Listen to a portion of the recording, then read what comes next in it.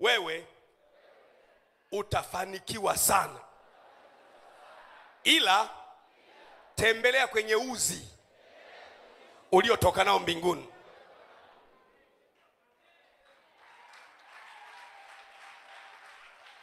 Wewe tembelea kwenye uzi wa baba yako.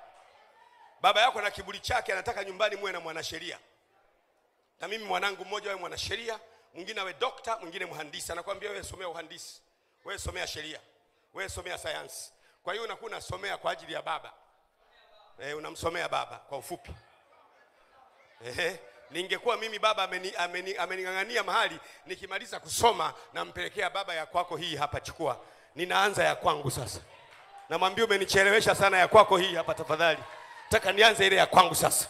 Mungu anakujua kabla hujazaliwa, amekuinua kabla hujazaliwa, amekutetea kabla hujazaliwa. Wangekuwa na jeuri wangekuua ukiwa na uwezo, huna uwezo wa kujitetea. Hebu nisikilize, katoto kadogo